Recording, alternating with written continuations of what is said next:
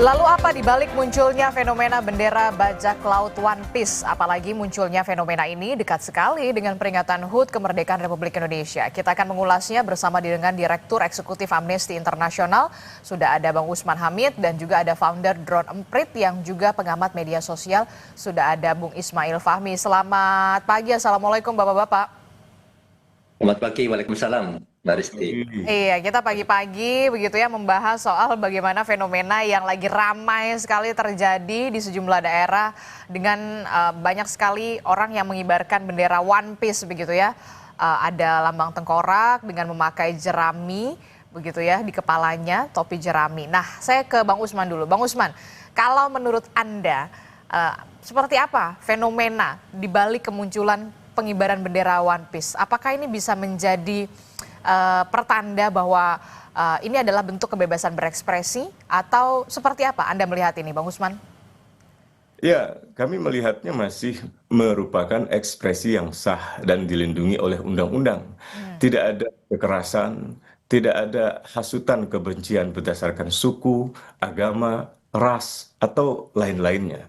Sehingga pernyataan-pernyataan sejumlah pejabat yang mengatakan itu memecah belah atau itu makar, itu sama sekali tidak berdasar. Mari kita tengok sama-sama apa sih ketentuan dari misalnya ketentuan tentang pasal makar 104, 106, 107, 108 sampai dengan 1010 pasal hukum pidana itu semua bicara tentang pasal makar. Ada yang tentang pembunuhan presiden, ada yang tentang penggulingan pemerintahan yang sah, ada yang tentang penyerahan sebagian wilayah kepada negara musuh, sampai dengan pemberontakan. Tidak satu pun dari perbuatan masyarakat kita, misalnya, diarahkan atau melakukan tindakan yang seperti itu. Kita lihat misalnya di Sragen, di Kerek, atau di Tuban, atau di beberapa wilayah. Ada dengan bersepeda santai, membawa bendera, sepeda sendirian. Ada juga yang misalnya membuat mural di jalan yang tidak merusak atau tidak mengganggu orang lain. Ada juga supir truk yang mengekspresikan atau mengutarakan perasaannya, pernyataan pikirannya, atau pendapatnya terkait dengan kemacetan yang tidak masuk akal sampai 3 hari 3 malam misalnya di sebuah pelabuhan. Tapi kita lihat begitu ya Bang Usman, ini ada kebebasan berekspresi Anda melihat tidak ada tudingan makar dan segala macam. Tapi kemudian visual tadi sudah kita lihat kemudian harus dihapus, sayang sekali begitu ya, harus dihapus di jalan begitu dan bahkan didampingi oleh aparat. Ya itu kan berlebihan. Tidak ada dasar hukumnya juga. Jadi aspek legalitasnya tidak terpenuhi. Aspek necesitasnya, keperluannya tidak perlu itu. Aspek proporsionalitasnya berlebihan gitu. Dan tidak bisa dipertanggungjawabkan tindakan-tindakan semacam itu. Jadi sebaiknya pemerintah justru duduk mengajak mereka yang mengibarkan bendera itu untuk berbicara, memperbaiki apa yang menjadi keprihatinan mereka. Kalau kita lihat dari ilustrasi Jolly Roger itu kan sebenarnya bukan bajak laut sebagaimana yang diidentikan dengan gambar tengkorak itu. Seolah-olah memang mengandung kekerasan, keseraman, dan seterusnya. Padahal itu adalah bajak laut Mugiwara, kru Mugiwara yang baik hati, yang menolong siapapun yang tertindas, yang menjadi sahabat dari banyak negara. Jadi dalam cerita itu justru yang tersimbolisasi adalah hal-hal yang baik gitu, melawan penindasan. Kan bangsa ini merdeka dengan semangat melawan penindasan. Tadi Pak Menhan mengatakan bangsa ini merdeka dengan darah, air mata, Dan keringat. Ya, termasuk dengan diplomasi, saya tambahkan itu. Tapi itu kan sebenarnya cara warga masyarakat kita, sopir truk, warga biasa yang mengekspresikan anime Jolly Rogers dalam bentuk bendera tengkorak itu, semangatnya sama. Semangatnya sama-sama ingin melawan penindasan, meneguhkan kembali bahwa semangat kemerdekaan Republik Indonesia bukan sekedar membangun kedaulatan dari bangsa asing yang menjajah, tapi juga menciptakan kehidupan yang berketuhanan yang Maha Esa, perikemanusiaan yang adil dan beradab, bukan hanya persatuan tapi juga kerakyatan dan keadilan sosial. Jadi semangatnya sangat semangat kebangsaan dari Indonesia. Tapi itu dituangkan dalam bentuk alegori, dalam bentuk metafor. Jadi pemerintah mestinya bisa lebih mengerti. Nah, lihat tuh di TV ada warga biasa dengan sepeda dengan santai, tidak ada kekerasan. Padahal pasal-pasal makar atau pasal-pasal yang dipandang sebagai ancaman keamanan nasional atau ancaman integritas teritorial atau integritas nasional seperti yang dikhawatirkan oleh Menteri HAM itu tidak tercermin dalam tindakan mereka. Jadi ini hanya laksana takut pada bayangan sendiri gitu. Jadi ada bayangan yang sebenarnya berasal dari sinar cahaya senter dari seekor kucing, tapi dilihat seperti seekor harimau. Jadi Aha. ketakutan itu berlebihan itu. Jadi Aha. Jadi saya kira jadi Anda mau mengatakan responnya berlebihan dialog. soal fenomena pengibaran bendera One Piece ini. Kalau Anda mengatakan ya ini hanya kebebasan berekspresi saja, tidak ada soal makar atau upaya untuk ingin memecah belah bangsa. Nggak ada. Jadi dialog lah, bicarakanlah misalnya tentang angka pengangguran atau angka pemutusan hubungan kerja yang meningkat, angka bansos yang kabarnya mungkin ratusan ribu warga miskin tidak akan lagi dapat masker, benar atau tidak? Angka pertumbuhan ekonomi yang diragukan oleh para ekonom dari Biro Pusat Statistik, benar atau tidak gitu? Atau hal-hal lain yang saya kira jauh lebih esensial. Jadi justru di sini inilah kesempatan pemerintah untuk bertemu dengan masyarakat, berdialog dengan masyarakat dari berbagai sektor, ya, Untuk bisa mendengarkan. memperingati kemerdekaan dalam rangka merefleksikan seberapa merdeka kita sekarang ini secara keadilan sosial, secara kebebasan politik dan seterusnya itu. Oke, tapi ini juga yang agak menarik begitu ya. Tapi bagaimana kalau bendera One Piece itu kemudian dikibarkan di bawah bendera Ya, merah putih? Karena kan banyak juga ada visual-visual warga begitu ya, mengibarkan bendera merah putih di bawahnya bendera One Piece begitu. Nah, Anda melihatnya bagaimana? Kalau tadi kan Menteri Pertahanan sudah mengatakan janganlah seperti itu dikibarkan bendera merah putih di bawahnya bendera bajak laut seperti itu, tidak pantas rasanya. Kalau ya. menurut Anda bagaimana? Mbak Menhan boleh mengatakan seperti itu, tapi kalau masyarakat punya arti lain, punya cara lain, nggak boleh direpresi gitu. Jadi kalau misalnya begini, masyarakat mengibarkan bendera di bawah bendera merah putih, bendera anime bajak laut baik hati itu, sambil mengatakan pertama atas berkat rahmat Allah kita bisa merdeka. Terima kasih Tuhan. Yang kedua atas perjuangan para pendiri bangsa, para proklamator, para revolusioner di saat itu kami sangat bersyukur. Namun demikian misalnya begitu. Kita masih harus membicarakan masalah-masalah ketidakadilan sosial dan seterusnya yang kita gambarkan lewat bendera. Itu kan hal yang tidak ada pidananya, tidak ada kejahatannya gitu. Nah, yang kedua, kalau Pak Menhan misalnya, pokoknya dilarang. Kalau misalnya itu dilakukan akan dipidanakan. Nah, kalau gitu revisi dulu undang-undangnya.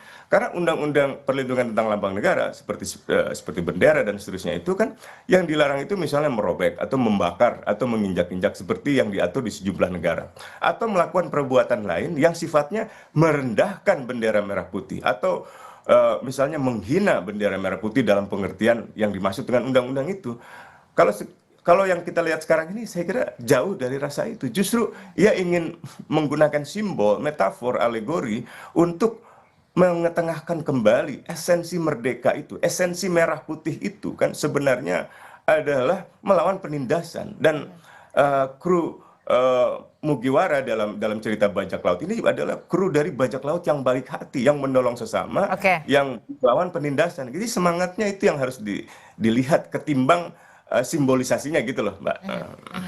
Oke, menarik sekali begitu ya pembahasan kita soal bagaimana ribut bendera One Piece jelang HUT ke-80 Republik Indonesia, walaupun memang ada berbagai macam pro dan juga kontra soal fenomena ini. Sebenarnya selain Bung Fahmi dan juga Mas Usman Hamid, kami juga sudah lebih dulu juga berusaha untuk mengundang dari kantor kepresidenan, tapi sampai saat ini belum ada jawaban. Kami berharap dari kantor kepresidenan bisa ikut bergabung bersama kami untuk memberikan diskusinya, memberikan perspektifnya juga dari sisi pemerintahan sebenarnya untuk kita bisa berdiskusi di pagi hari ini ya Bang Usman Hamid dan juga Bung Fahmi. Saya ke Bung Fahmi dulu. Tadi sudah dijelaskan oleh Mas Usman Hamid soal bagaimana ini soal kebebasan berekspresi, tidak ada hubungannya soal makar, memecah belah bangsa, dan Anda juga Mas Usman juga mengatakan agaknya kok seperti berlebihan begitu reaksinya begitu.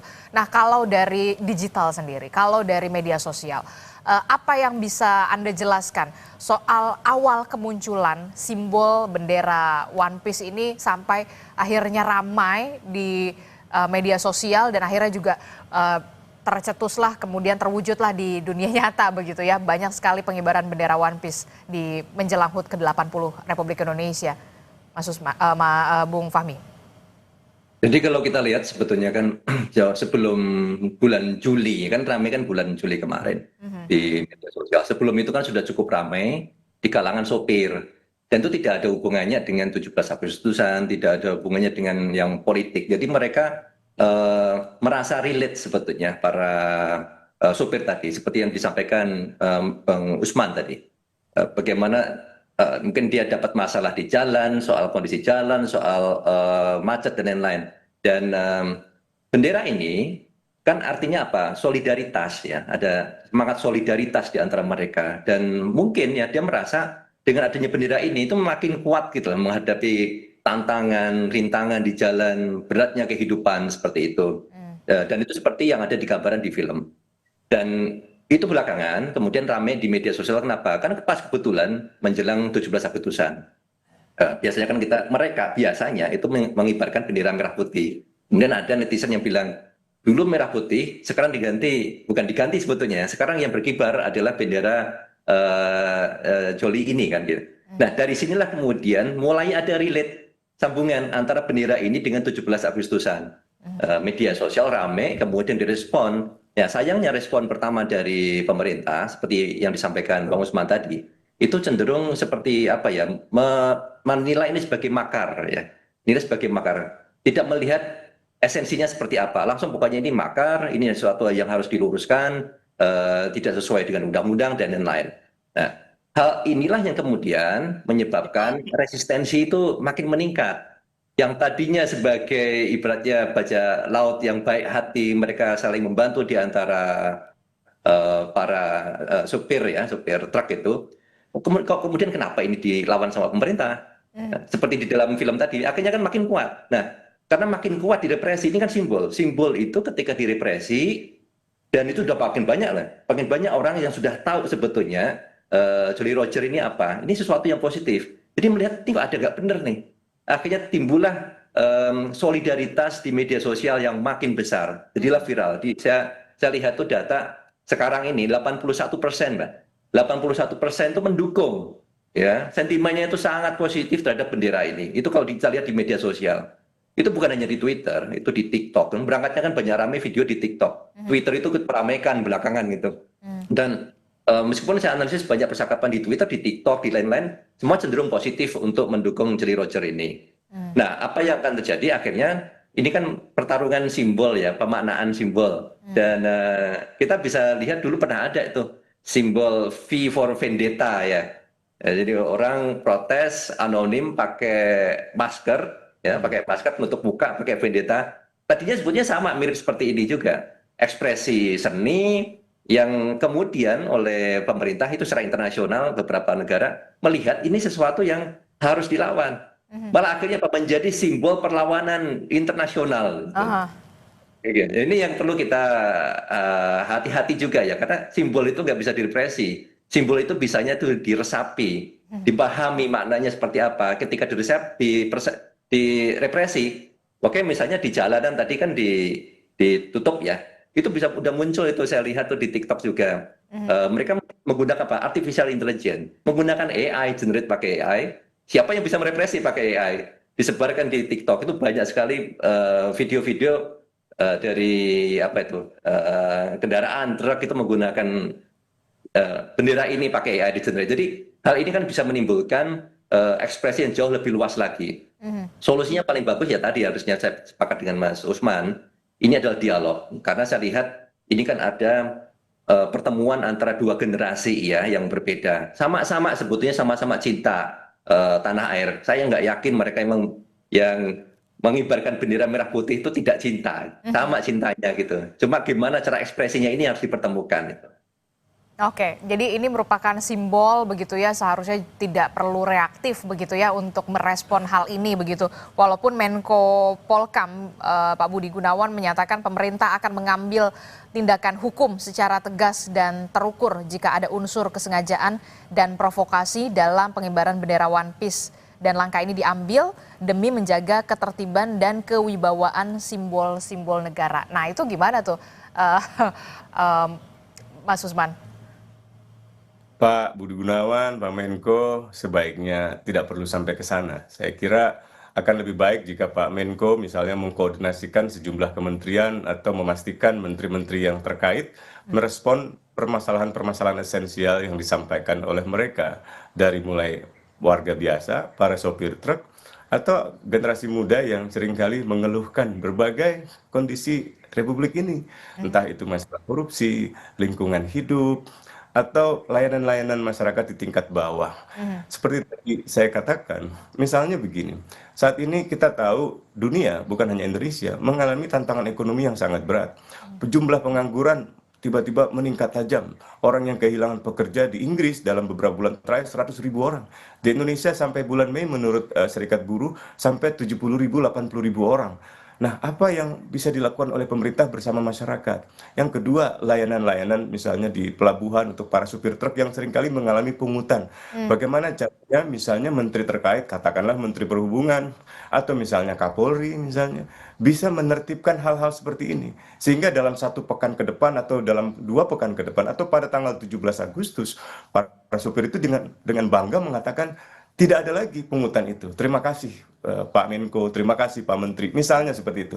Jadi hal-hal seperti itu yang saya kira jauh lebih dibutuhkan. Kasihan masyarakat sudah kesulitan hidup ditambah dengan dipidanakan. Itu kan jadi menambah masalah, bukan menyelesaikan masalah.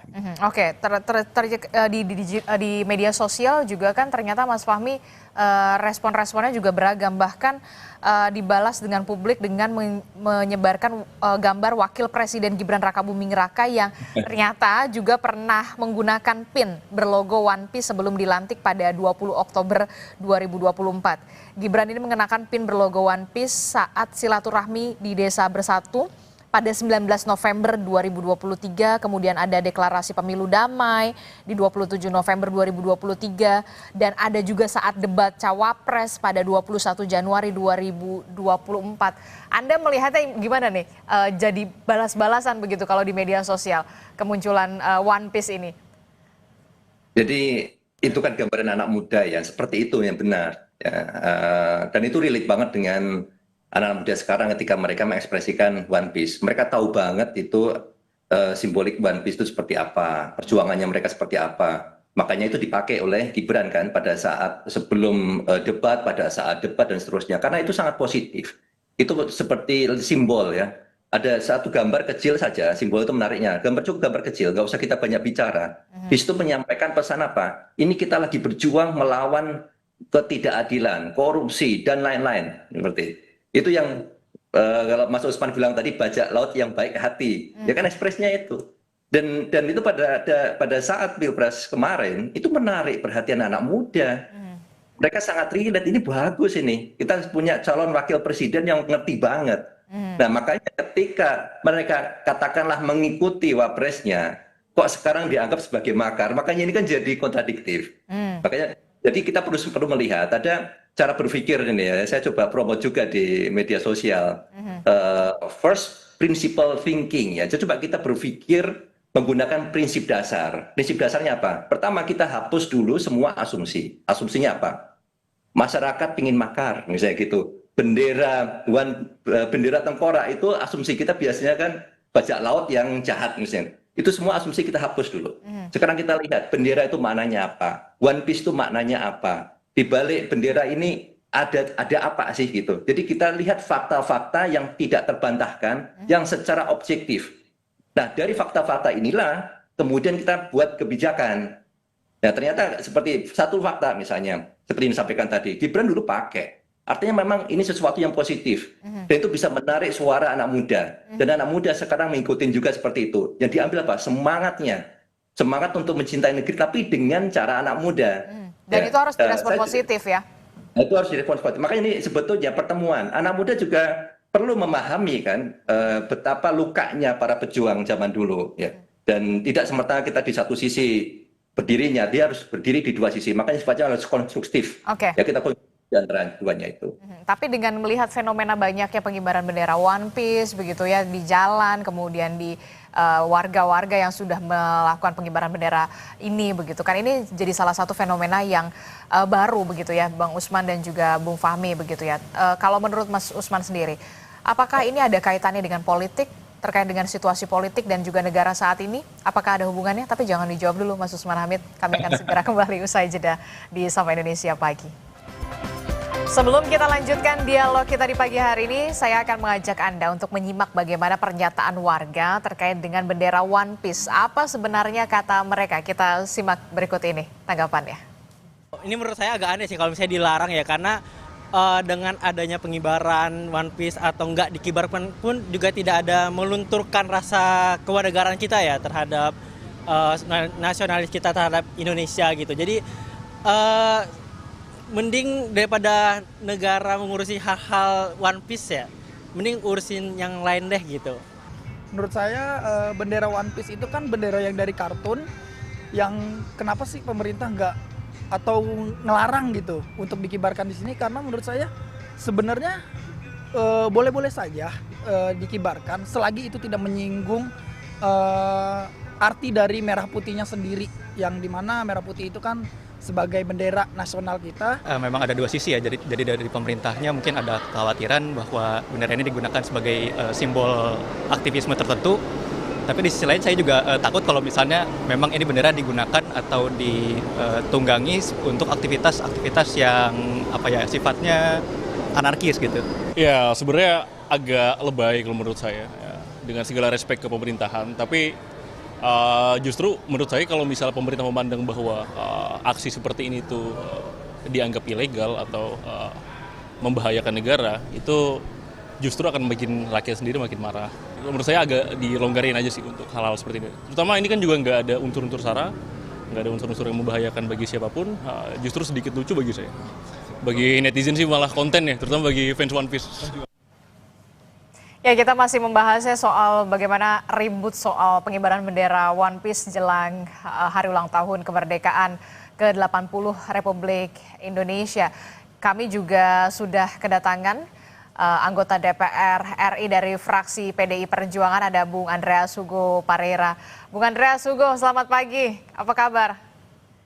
Selamat pagi Adisti, selamat pagi Mas Usman. Iya, kita sudah di paruh pertama, kita sudah membahas soal bagaimana ribut-ribut bendera One Piece begitu ya, yang banyak sekali fenomenanya gitu dikibarkan di sejumlah daerah begitu. Nah, kalau Bung Andreas Hugo sendiri sebagai anggota DPR dari fraksi PDI Perjuangan, Anda melihat ini masalah atau enggak sih? Lebay enggak sih?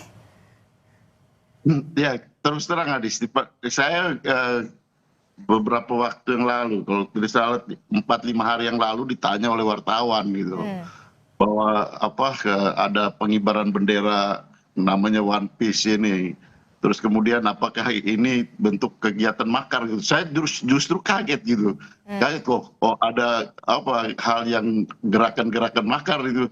Kemudian saya coba cari tahu lebih jauh, terus kemudian saya tanya ke anak saya, katanya karena viral di media sosial gitu. Terus anak saya jelaskan, saya ingat dulu memang di meja belajar anak saya itu banyak komik-komik ini gitu. Saya teringat itu, betul juga ini, artinya ini memang komik yang digemari anak-anak gitu kan. Dan juga gambar tengkorak itu ada lambang bajak laut lah, kurang lebih seperti itu gitu. Nah, menurut saya sih kalau dituduh makar terus itu agak berlebihan lah gitu. Artinya ya mungkin banyak orang yang juga ya hanya ikut-ikutan saja, terus kemudian ya ya rame-rame lah. Tapi menurut saya kalau ini sebagai suatu fenomena, saya kira ini berbentuk ekspresi simbolik dari masyarakat. Yang perlu dilakukan oleh negara, dalam hal ini pemerintah, adalah kita cari tahu apa sih sebenarnya, mengidentifikasi apa sih sebenarnya makna yang dimaksudkan dengan ekspresi publik seperti ini gitu. Nah, agak berbahaya kalau kita pagi-pagi menuduh makar, justru malah menimbulkan persoalan baru, bisa menjadi kontraproduktif di masyarakat. Orang yang tidak tahu kemudian dituduh kan jadi repot kita.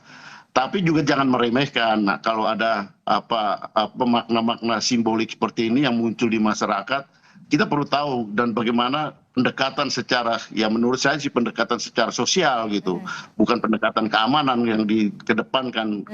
Pagi-pagi sudah melakukan pendekatan keamanan, kemudian menuduh tindakan makar dan yang lain-lain, yang menurut saya tidak pas untuk memberikan ruang publik untuk berekspresi gitu.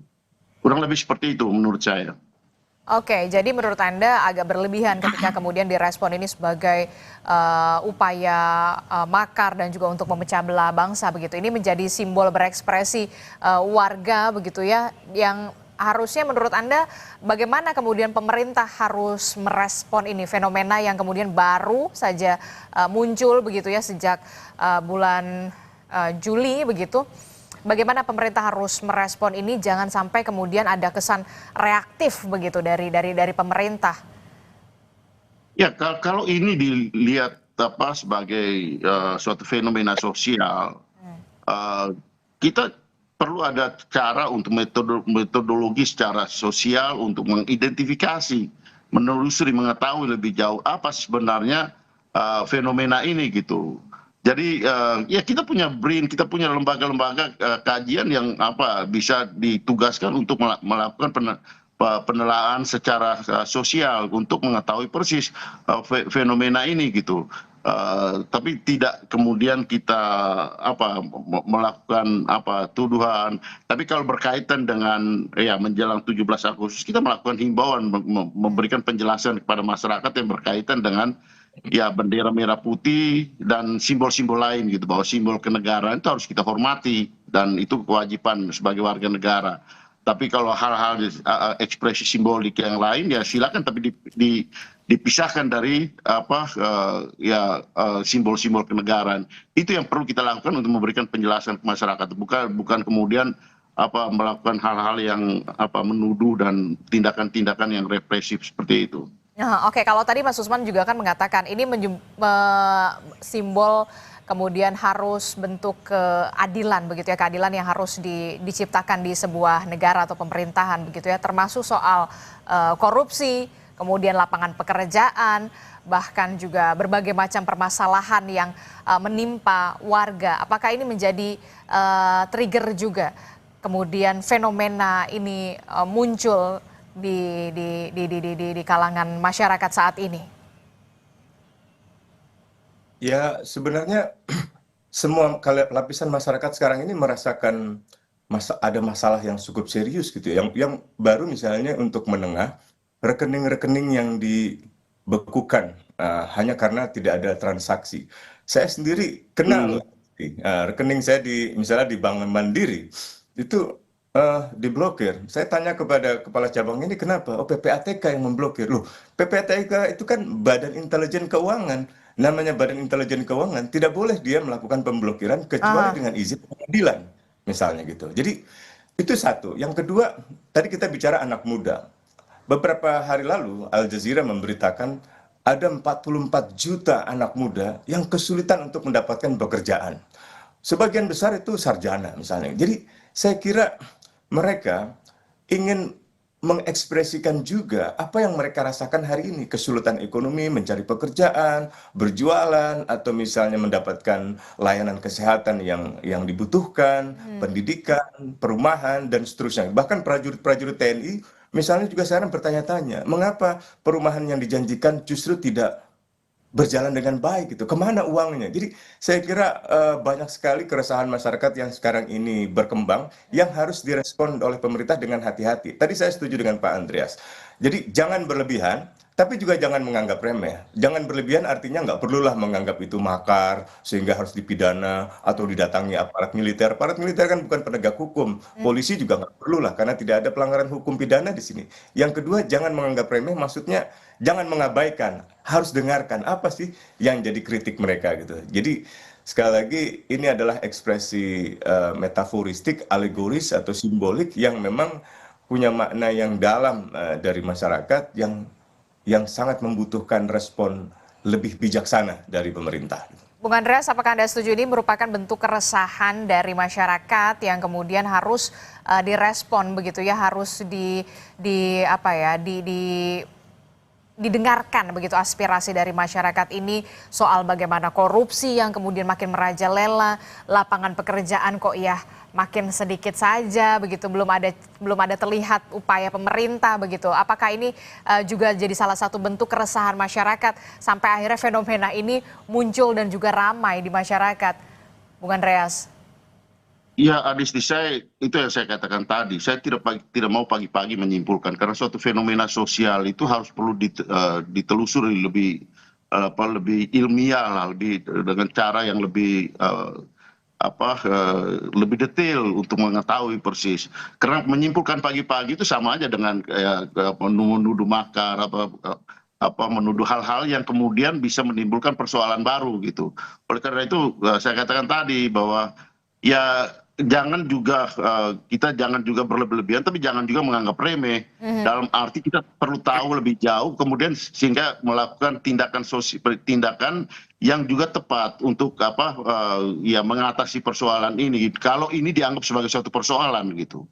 Jadi ya hal yang berkembang, fenomena yang berkembang itu harus diteliti gitu lebih jauh. Kalau kita melihat itu sebagai suatu fenomena sosial. Jadi saya katakan tadi pendekatannya adalah ya awal adalah pendekatan sosial gitu, sosiologis gitu. Baru kemudian apa terapinya, itu baru kemudian apa pendekatan apa yang mau kita lakukan untuk mengatasi persoalan ini, menyelesaikan, menjawab persoalan ini gitu. Itu yang saya maksudkan tadi, Mbak Adisti. Oke, termasuk juga kalau dikatakan apakah ini ada kaitannya dengan politik, seperti mengaitkan dengan situasi politik saat ini dan juga situasi negara saat ini. Anda melihatnya gimana, Bung Andreas dan juga Mas Usman serta Bung Fahmi?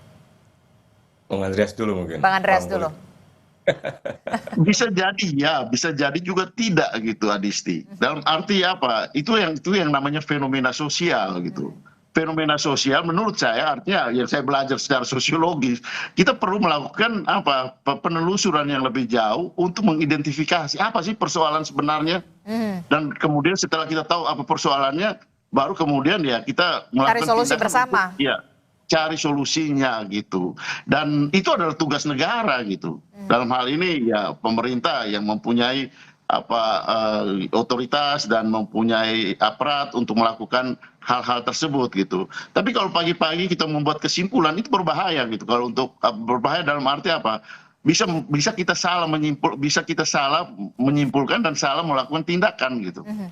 Nah, saya kira ya ini muncul kan tiba-tiba gitu kok ya ada orang menggunakan bendera ini atau simbolik ini, simbol-simbolik. Meskipun tadi saya dengar juga katanya sebelumnya Mas Wapres juga sempat menggunakan itu. Kalau beliau juga sempat menggunakan itu kemudian dituduh makar, gimana nanti? Oke, Mas Usman, bagaimana Anda melihat ini? Apakah ini ada kaitannya dengan politik ataupun kemudian situasi politik dan juga situasi negara saat ini? Politik dalam pengertian filsafat Aristotelian ya, politik kebaikan, kemaslahatan, kemuliaan, ya itu ada. Itulah yang ingin disuarakan oleh para sopir truk, oleh anak-anak muda, bahwa kemerdekaan Indonesia itu haruslah diukur dari seberapa maslahat, seberapa adil, seberapa sejahtera. Telah kita lihat di dalam kenyataan, itu cita-cita politik kan, cita-cita para proklamator yang berpolitik atau mendirikan partai politik atau misalnya memimpin pemerintahan. Tapi kalau politik dalam pengertian, oh ini ada orang, kelompok atau aktor besar yang ingin menjatuhkan pemerintahan Prabowo, siapa gitu? Nggak ada. Analisis politik yang kita bisa ikuti kan sederhana. Bahkan kubu politik yang semula bersaing dengan kubu politiknya Prabowo itu baru mendapatkan katakanlah suatu insentif politik kan. Misalnya PDIP separuh kan beroposisi nih di bawah Pak Hasto Kristianto dan juga Ibu Mega gitu kan. Tapi kan belum lama ini Pak Hasto baru dibebaskan misalnya dengan amnesti. Atau misalnya pesaing politik lainnya dalam Pilpres kemarin adalah kubunya Pak Anies Baswedan. Pak Tom Lembong itu kan misalnya di proses hukum yang jelas sekali motifnya politik itu sudah diberikan insentif politik. Jadi tidak ada alasan untuk mengatakan ini ada manuver politik. Begitu pula dengan Pak Jokowi, katakanlah begitu ya. Banyak menteri di pemerintahan sekarang itu menteri-menteri yang merupakan kabinet dari pemerintahan sebelumnya, bahkan anaknya Pak Jokowi wapresnya. Jadi sebenarnya kekhawatiran ada yang menunggangi secara politik untuk kepentingan mengganti pemerintahan atau menggulingkan pemerintahan yang sah seperti definisi makar itu, saya kira itu seperti tadi saya katakan, melihat ada ancaman macan atau harimau, tapi sebenarnya itu bayangan dari sebuah cahaya kucing gitu. Jadi berlebihan gitu.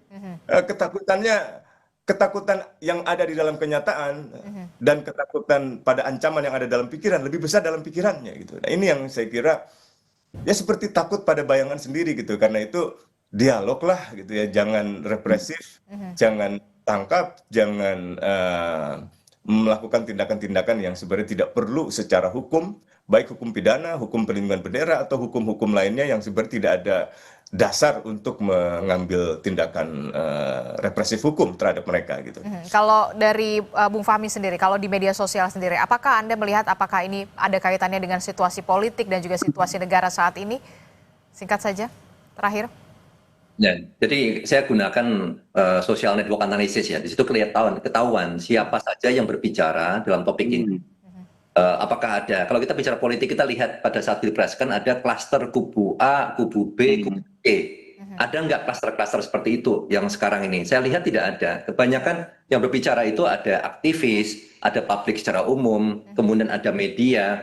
Klaster yang pro dan kontra yang pada saat pilpres itu saya nggak lihat mereka membawa narasinya, gitu, membawa agendanya. Jadi saya lihat ini memang murni ekspresi publik untuk menyampaikan kecintaannya mereka kepada Indonesia dengan wujud mungkin protes, ekspresi seperti ini. Gitu. Mungkin ada sebagian kecil memang yang mencoba untuk menggunakan hashtag-hashtag tertentu, tapi nggak kemana-mana, hanya kelompok kecil itu saja. Dan itu tidak menggambarkan secara keseluruhan. Misalnya itu ada hashtag, misalnya saatnya ganti Prabowo Gibran, itu ada, itu kecil sekali. Tapi bisa kemudian ini dipakai sebagai gambaran keseluruhan, ya seperti itu. Ini ada mencoba aja main-main. Saya bisa lihat ini bisa di-ignore lah gitu. Makanya kalau ketika pertanyaan tadi ada nggak hubungannya dengan politik? Kalau dari sisi data ini lebih natural dari publik aja bicara. Apalagi kalau kita lihat di TikTok, itu publik umum, mereka menggunakan artificial intelligence, kegiatan mereka sehari-hari, foto-foto tentang truk dan lain-lain. Itu jadi viral dengan narasi yang mereka bikin. Ya. Dan itu kalau kita lihat profilnya, itu profil akun-akun yang selama ini memang sudah aktif menyuarakan kegiatan mereka, tidak selamanya bicara politik gitu. Oke, jadi apa yang kemudian bisa menurut Anda bisa direspon dari pemerintah utamanya di media sosial terkait dengan ini? Ada beberapa respon yang sudah mulai positif, misalnya ya Pak Dasko yang cukup terkenal yang di awal melihat, oh ini saya mendengar ada sesuatu yang dianggap makar lah. Kemarin saya baca tone-nya sudah berbeda, bahwa ini tidak masalah, bendera ini tidak masalah, ini sudah sangat positif. Kita harus appreciate. Ada pergeseran tone yang disampaikan oleh pemerintah dalam menghadapi bendera One Piece ini. Ini salah satu yang bagus. Kemudian ini bisa dilakukan berikutnya. Tadi Pak Andreas cerita mengusulkan supaya ada riset. Mungkin dari BRIN, ini kan masih ada beberapa minggu lagi ya untuk 17 Agustus. Coba fenomena ini di riset, kalau seandainya di channel, kita melihatnya bukan sebagai, oh ini semangat makar, bukan. Ini sama-sama mencintai negeri ini, cuma dengan cara yang berbeda. Kalau kita generasi yang lama dengan bendera merah putih dan seterusnya, generasi yang sekarang dari sopir kemudian dibawa di media sosial, mereka melihat dengan cara-cara K-pop fandom, ya. Dan ini adalah cara sekarang dan masa depan, ya. Dan kira-kira seperti itu. Ya, ini harus dipertemukan. Ada nggak misalnya, oke, secara praktis, ini mau 17 Agustusan. Mungkin ada nggak semacam lomba pakai topi jerami, tapi mereka mengibarkan bendera merah putih untuk memperjuangkan sesuatu, kan bisa. Ya. Banyak pertemuan antara dua generasi ini, ide-ide ini bisa kita pertemukan. Channelingnya apa? Sama-sama untuk mencintai negeri ini.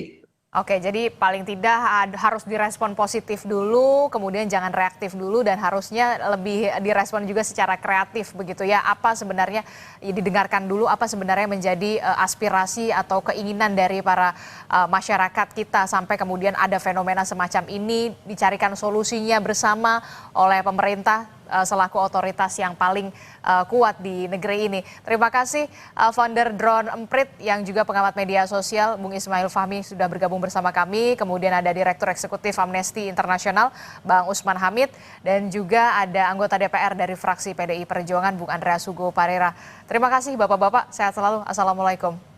Waalaikumsalam. Waalaikumsalam.